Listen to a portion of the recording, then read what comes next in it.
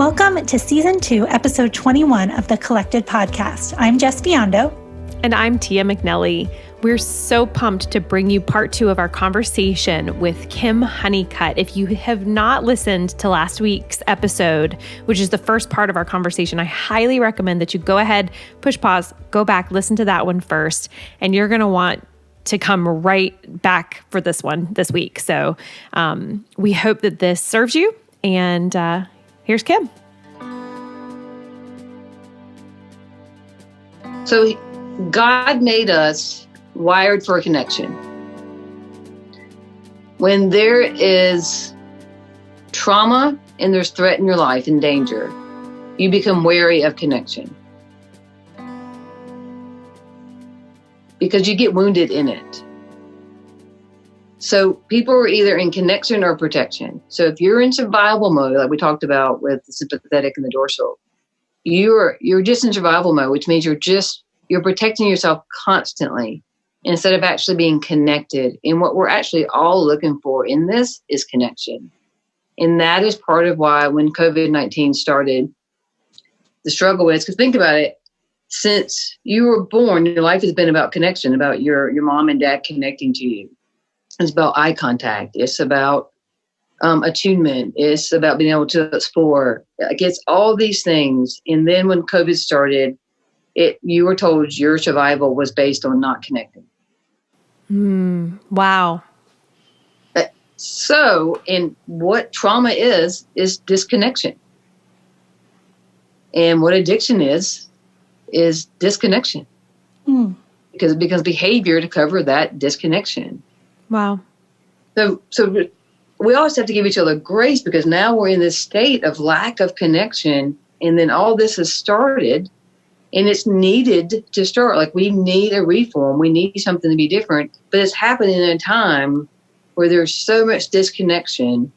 And I think that's why we're seeing so much primal fear on social media and in different ways. Wow. That people are coming at each other. And this is the time to be co-regulating, right? And be for each other. And the more we're around people and we co-regulate, that is what gets us away from the emotional dysregulation that so many of us have around the topic of racism. Talk more about co-regulation, because for people who are not in therapy, that's an unfamiliar term. Yeah, I love the term co-regulation. Mm-hmm. I just do. So a lot of us have emotional dysregulation, right? And so if you're in survival mode, and again, like unless you're in ventral vagal, which is social engagement, then you are a lot of times in survival mode, which means it's just protection and doesn't allow for the connection. And that's what the enemy wants, right? Mm-hmm. He wants us all disconnected. Totally. So when you are most likely, Tia, when you had your kids, you co-regulated with them, right? You had touch and you paid attention to their needs. You had attunement with them. There was a comfort. You could be relaxed around them. They were obviously relaxed around you. I don't know if you really got to relax around them, but because you're probably doing 1,000 things. But there's a relaxation. So we meet people in life that really are attuned to us. And that is my role as a therapist, is that I'm attuned to you. You have my 100% attention, and we actually co-regulate together. You'll feel warmth. You'll feel nurturing. And that is when you're at your best. Totally. That is when I can have a posture of curiosity or compassion towards my issues, towards what's going on, towards what the events of the world. And I can look at it through different lenses instead of just looking at it as how I've always seen it. So good. What are barriers to co-regulation? Like if, say, you have relationships where you are constantly ill at ease with someone that you care about, like what is happening there? What are those barriers? Yeah, it's a good question. There's so many barriers. And I mean, the toxicity, that's so hard because really, if someone's toxic, then I strongly suggest you do, as the Bible says, Jesus told people, like, brush off your Birkenstocks and go on. And go on. Like, there are certain towns, he was like, hey, don't go there. They're like, why? He's like, oh, listen, disciples, I'm telling you, don't go into that town. There's too much toxicity. So there's certain people who aren't like whatever they're doing works for them. People only do what works for them. Mm-hmm. So if you're around somebody and it works for them to actively participate in racism, which is very different than out of just being ignorant and not knowing, right? Two totally very different things. Yeah. And so I'm not going to talk to them. And I don't know if we're recording this point when I said that I've unfriended probably 30 people on Facebook because of the toxicity that was coming towards me, versus people who, because when you're ignorant, that's a starting place of learning. That's all that is. There's no shame. That's a really great way to put that. Yeah. Yeah. There's no shame on it. It just means I don't know, so inform me. And the enemy wants you to have false guilt and shame in thinking because you don't know at this age, at this time, that something's wrong with you. That's the voice of shame. That's the enemy. Mm-hmm. Right. My friends of color, they're okay with you not knowing if you're willing to learn. Right. Like it's okay to be in kindergarten. If you haven't gone to college yet about racism or about even understanding what's happened in a pandemic, because none of us have been through one before. Right. Where's the grace? And so the starting place of understanding co-regulation and finding understanding of anything different in life is self-observation with grace. It's good. No one changes out of judgment. If I'm being judgmental towards myself or you, nothing changes. Yep. That's good. So one way of knowing that you're in ventral vagal social engagement, which means you're co-regulating, that you're being yourself, you're being who God says you are, is what that means. That's good. Is do you think of options? I'll give you an example. It's one of the few things that makes me sound like a good person. Here's an example. So there are a lot of examples. I got 3. This is one of them. That when I see people driving completely by themselves with a mask on, my first thought has been superiority, because I understand medically why you wear a mask and you don't need one when you're by yourself.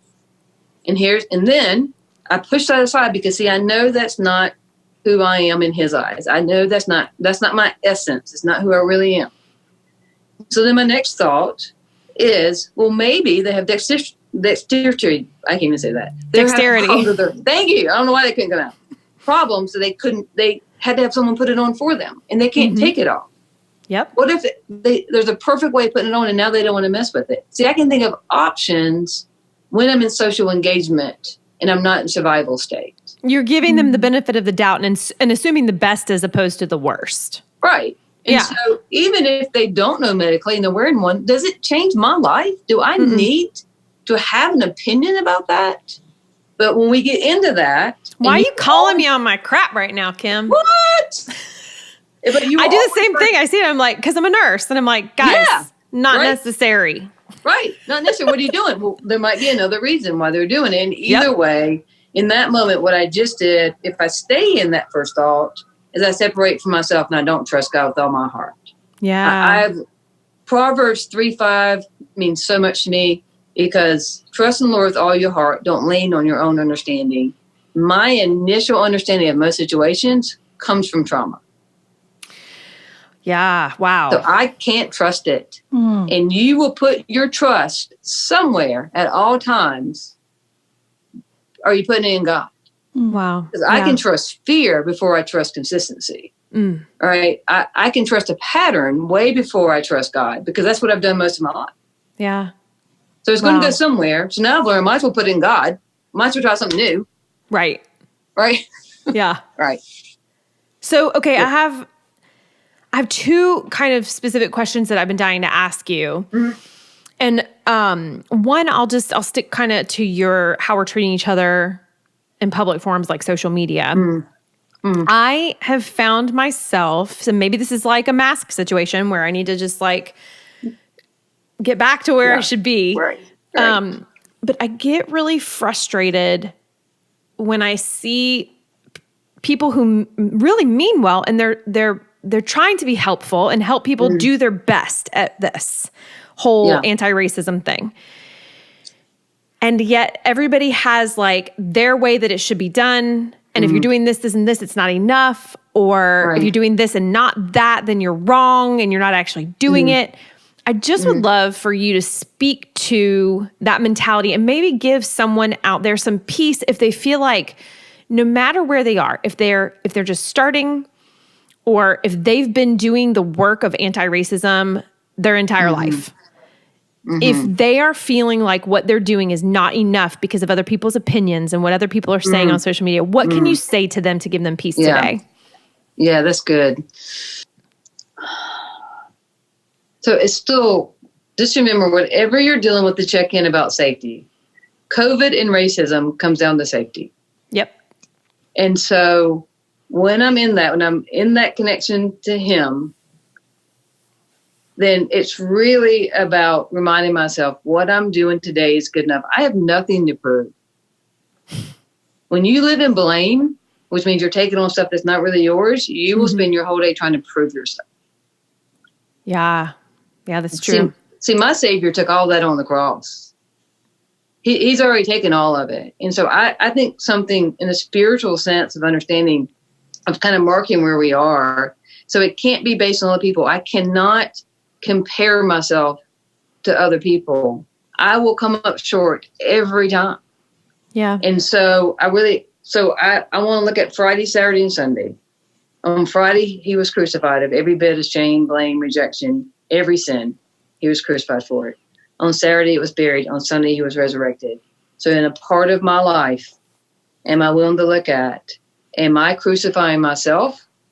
Am I crucifying someone else? Using the same things that he's already been crucified for? Am I using those things out of my ignorance, out of my pain, out of my trauma? Am I using that to hurt myself or someone else? So if I hear someone else is doing something in particular, telling me to deal with anti-racism a certain way, I have to read a certain book, I have to do a certain thing. If I hear that and then I go into shame and blame, I'm now crucifying myself. Yeah. There will be no change. I'm going to stay on Friday. There's a little hope in that. There's no hope in that. Yeah. To me, like the middle of the cross is the intervention, and at that intersection is where there's an intervention. Okay. So I was taught when I got sober. So those who don't know, I've been sober for a long time. This guy named Alan taught me. He said, Kim, the vertical part of the cross is relationship with God. To the horizontal relationship with other people. He said, you focus on relationship with God before you look at relationship with people. That's good. Where the cross meets, and this is not his stuff, this is what God gave me. There's a place where the cross meets for horizontal and vertical. Right there, that's your intersection. Yes. That's where grace is. That's where mercy is. That's where social justice is. That's where empathy is. Yeah. And so what intervention do I need to get there? If you shame and blame me, I won't get there. The cross won't be empty. I won't be able to see it. Right? So then I have to look at, am I buried underneath my shame and blame, or have I buried it? Right? Yeah. So if I give myself a hard time, because people do one or two things and blame, they say, well, you're the one that thinks that. And so they just deflect. Or I go, oh, I'm the one that thought that. I'm a piece of shoo-shoo. Either way, there's no shoo-shoo, no good. Shoo-shoo, no good. So that's the thing. It goes back to Galatians 5:1. I've been set free for freedom. Yeah. The yoke of slavery is what I'm talking about. The shame, blame, and rejection, that is your yoke of slavery. Yeah. If I'm going to get to Sunday and be resurrected, which means it's renewed mind, it's new thoughts, I can interact differently. I can I can talk to a Buddhist all day long. I can talk to an atheist. I'm not going to move from where I am in relationship with the Lord. Right. So if you can't hear Black people share their experience with you, if you think it's going to get on you or whatever it is, I suggest you give yourself grace and go back to, where am I on this? Where am I on this 3-day revival? And honestly, I would go back to Thursday and I would start where Jesus said, Father God, I don't want to look at this. I don't want to go through this. This is going to hurt. You're going to have to help me with this. That's so good, Kim. Yeah. And that's just what we not have to do. You don't have to do anything. But, right, like just if we're going to really get this, to really understand that what I did today with anti-racism, to help people understand COVID-19, whatever it is, to help them understand their trauma from childhood, whatever it is, I've got to believe, unless I hear directly from the Lord on my run, that it's enough. It's enough. That I'm enough. Yeah. Because he said it. He said it. Yeah. Right? That's so good.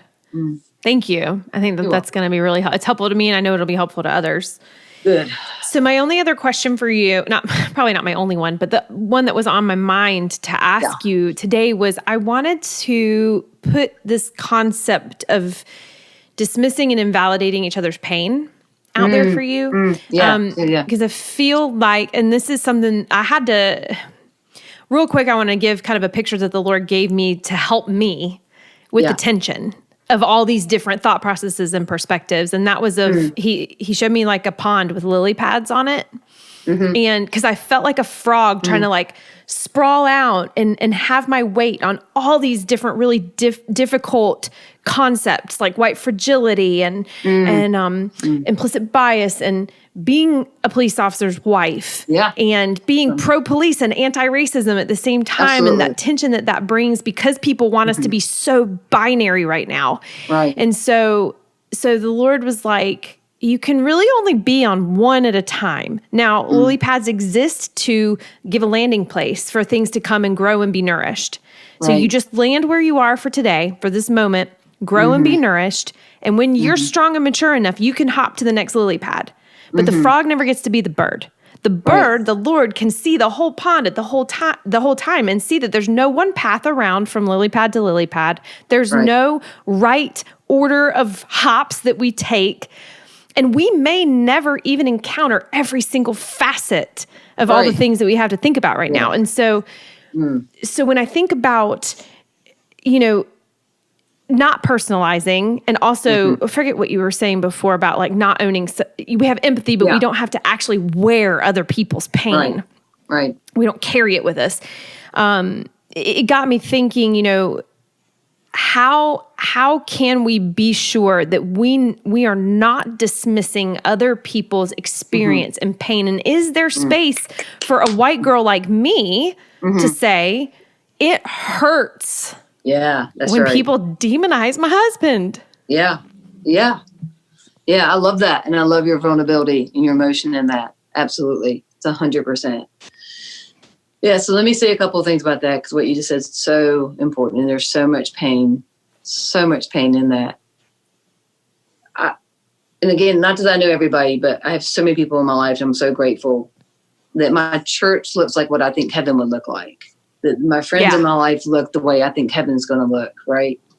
And that love your community. Yeah, they're just amazing. I was a part of that community for a while. It's beautiful. And then you got kicked out. That was such a bad day. It was a shame. That? I know.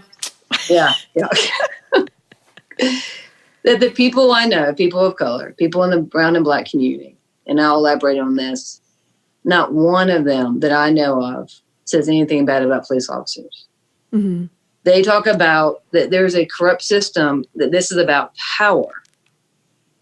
Right. This is about power. Which is a fact. It's a fact. And one of the best documentaries I've watched is 13th, and understanding how we got to where we are and how police got empowered. And again, the world of psychology helps me. I want to share 2 examples where this is what helps me. So there's this man named Philip Zimbardo. We got forced to watch him. I think it was graduate school. It could have been undergraduate. I don't remember. But it was still fascinating. So he did an experiment. He's a white man. And he did an experiment with a bunch of white frat boys. All right. And it's called the Stanford Experiment. If you want to look it up, they eventually turned it into movies, my understanding, or documentary or something. He took them into the prison, and he interviewed them. Well, you want to be a guard? You want to be a prisoner? And they all decided which one they wanted. And so they were supposed to be there for 2 weeks. The only rule was the guards could not physically hit the prisoners. So within a few days, the guards are beating the prisoners. Now, these are all frat boys. It became about power. Yeah. It became about power. They lasted 6 days. The prisoners decompensated emotionally and mentally. They were so traumatized. Their PTSD came on so quickly because, again, they went into either sympathetic or dorsal vagal, which means they could not be themselves. They were simply trying to survive. And then it became, is this really an experiment? Am I really here? Like, it was so painful for them. And the guards were so elated by their power. They got to decide if someone went to the bathroom, if someone ate. It was too much power. And so they had to shut it down after 6 days. Wow. That's extraordinary.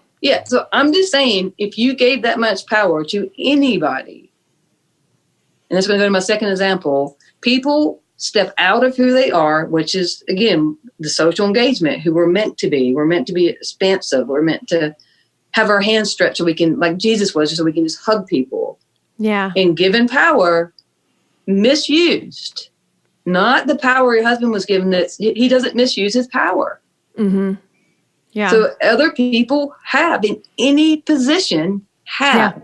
And it's a problem, and there needs to be reform. It doesn't make it your husband, and I will speak out any point, anytime for police officers. And it doesn't mean, and I explained it to people about teeth when I had a really bad tooth. I have 32 teeth. I have one that was horrible. My focus was not on the other 31. My focus is on the one that eventually had to be extracted because it had an abscess and it was such a bad tooth. But my focus at the time really great. Yeah, that's awesome. Yeah, my focus wasn't like, oh, praise God, I had 31 good teeth. No. I was like, get her out, get her. That's all I could think about was the one that hurt, right? I'm so grateful for the 31, everybody, but not in that moment. So I really, really hope we, again, whenever I see a police officer, I always tell them I'm grateful. And whenever I see Black people, I wave, not because of racism, because I love everybody. I love them. I find Black men particularly beautiful. I just do. Right. I do know that about you. Okay. All right. Everybody knows about me. Okay. So let me go into the second experiment. This is fascinating. So I'm sure you know who Jane Elliott is. She, amazing woman, but right after Martin Luther King Jr. was killed in 1968, she went into her classroom and she's trying to talk to these little 8-year-olds about what happened to Martin Luther King Jr. And so these kids say these things like, well, Black people are treated differently. Native Americans, of course, that's not the term they use, are treated differently, all this kind of stuff. And she said, well, I want to help you understand. So she divided the class by brown eyes and blue eyes. If you had brown eyes, you were superior, you were more intelligent, you got longer recess, you got more food at lunch. And blue eyes had to wear a band on their arm saying that they were inferior. These little brown-eyed kids quickly grabbed hold of their power and made fun of the kids with blue eyes and treated them differently. Wow. Then she switched it, and so the blue eyes were more powerful. But the blue eyes couldn't do it. The blue eyes little kids, all white kids, could not do that to their brown-eyed classmates because they knew what it was like to be treated differently. And so they couldn't grab a hold of it as much. They had some empathy. They had empathy. Yeah. So here's my definition of empathy. Empathy is a mutual connection with or without mutual experience. That's good. So a lot of times, not having the same experience as somebody is better. So when you're talking to people in the brown and Black community, if you're white, then you can give them empathy because you're going to ask questions, sit with them. Don't tell them what their experience is. The opposite of empathy is invalidation. No one has a right to look at you and tell you. Wait, whoa. Say it again. The opposite of empathy is invalidation. I think that's what I needed to hear, Kim. Yeah.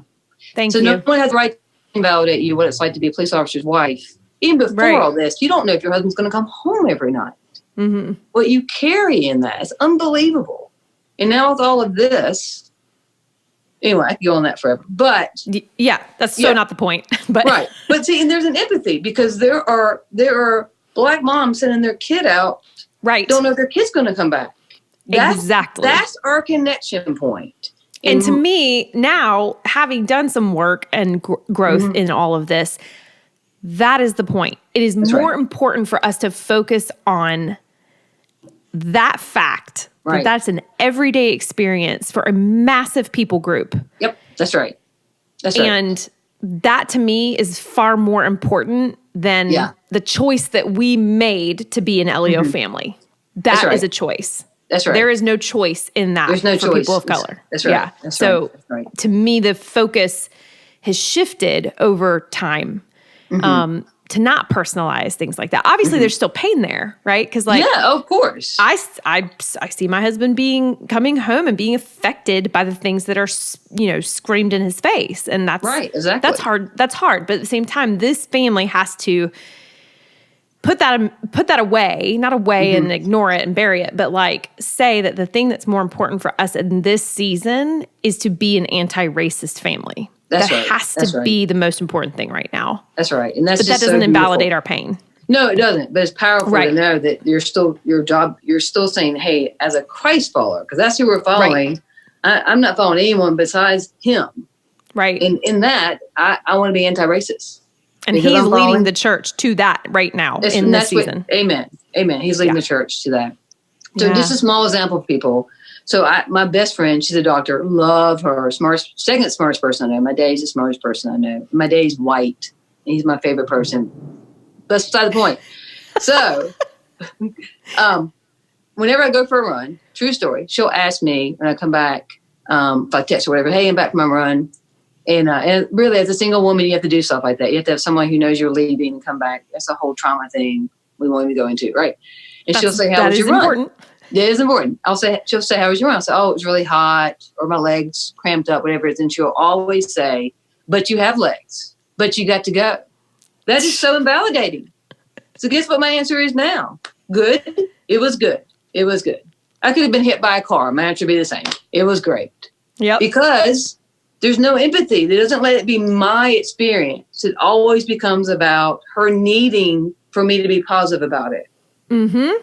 Please don't take your positive grandiosity need for someone to be grateful, because that becomes a cover. That becomes a form of invalidation. Totally.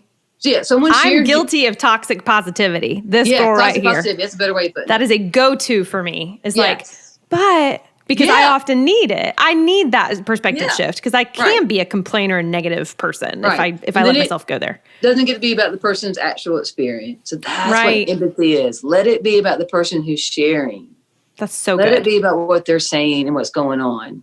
All right. That's a therapy thing. If you're I have somebody I work with, and she's the most negative person I've ever met. And so in time, I finally said, hey, do you know every story sounds the same? Every tone of voice, everything someone says to you is the same thing, and they're all different people. How is that?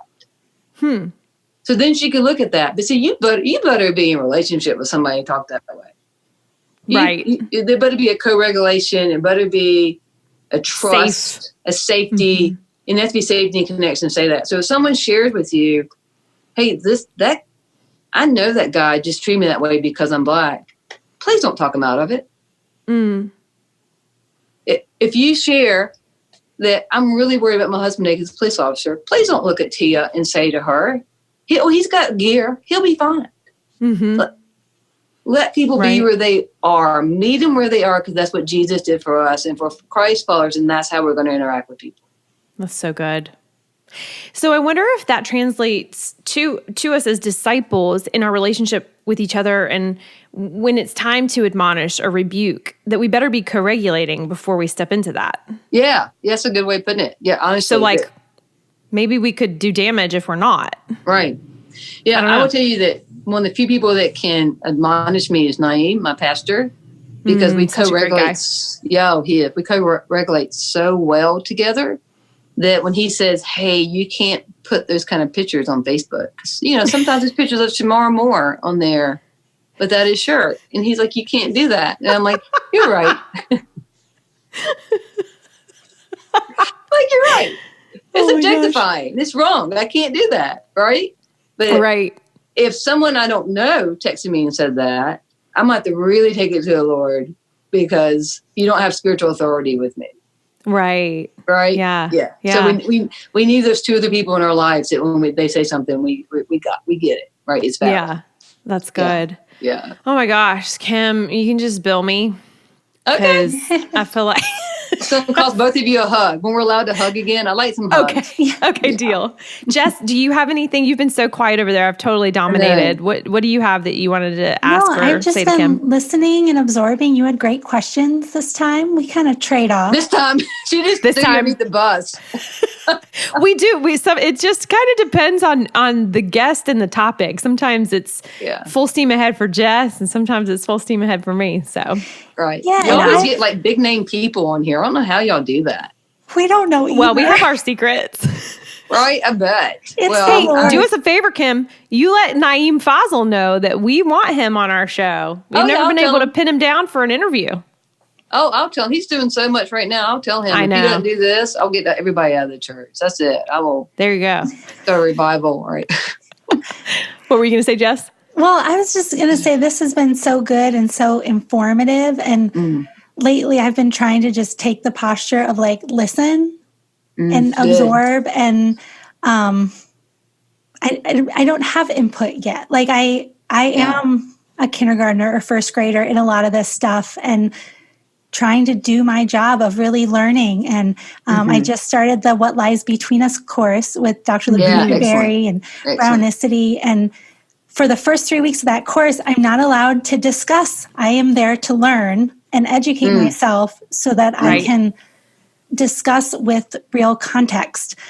That's so good. Yeah, so this was good for me. And that's great. And let me say this because Lucretia and I are sisters, and she means a lot to me. And I think one thing that's important is for everyone to know Lucretia's dad was a police officer. I did not know that. Well, no, maybe we did know that from when she was on the show. She's never going to be anti-cop. I can promise you, ever. Right. It's about isolating what's happening and understanding that there's a power system that when people have tried to speak up about it, they've been fired or shut down.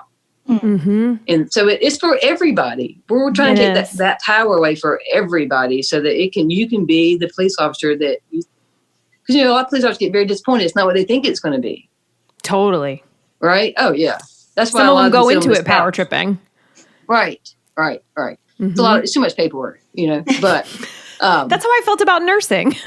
Yeah. Isn't it shocking how much paperwork you end up having to do? Yeah. So much. So many meetings. That's why I'm self-employed. So you should see the notes right after each patient. It's like, had nice shoes on. And that's it. I'm not doing anything else. That's it. That is a lie. And I know it. Well, Kim, where can people find you if they want to follow you on social media? Oh, that's so sweet. Well, unless they're going to be toxic and cuss me out for believing in the Lord. Yes, you have to be nice if you're going to follow Kim. You have to be fairly nice and have a good sense of humor. But please find me on Facebook as Kim Honeycutt. And then my handle on Instagram is at KBB for the best Honeycutt. And my book. You're so humble. I'm so humble. It's amazing. It inspires me. Yeah, in my book, But Your Mother Loves You, it's about the fact that my mom was very toxic, very sick, and there you go. And the good Lord restored that. That's on Amazon, or you can go to my website, butyourmotherlovesyou.com. I have a YouTube channel. But the big thing that I always forget is icuTalks. Don't forget that. How do I forget something? So 6 years ago, the Lord had me start a mental health speaking ministry called icuTalks. And completely for free. It's my service to the community. And we have a bunch of volunteers work for free. And Tia's been an amazing speaker for us. We're going to get her back on the stage next year. I feel good about that. Next year, baby. I'm there. Next year. We're doing it. So icuTalks.org. Please go there. We have a resource tab. Therapists listed, inpatient, outpatient. We have video after video of any topic where people struggle with. We truly believe that your emotional stability and your spiritual fulfillment can't surpass each other. And that we need. Wait, one more time. I keep wanting you to repeat it because it's so good. We're out of time. Your emotional we are out of time. And your spiritual fulfillment cannot surpass each other. Okay, bye. Kim, thank you so much. We really do appreciate you coming back. Thank you. And listeners, thank you for joining us again this week. Follow us on Instagram at Collected Ministries. Or if you have more questions about anything that we've shared today or in any of our social posts, email us at info@collectedministries.org. And we'd love to start to dialogue more with the people in our community and who listen. Yes. Yeah. All right. Thanks for listening, guys. Have a great week.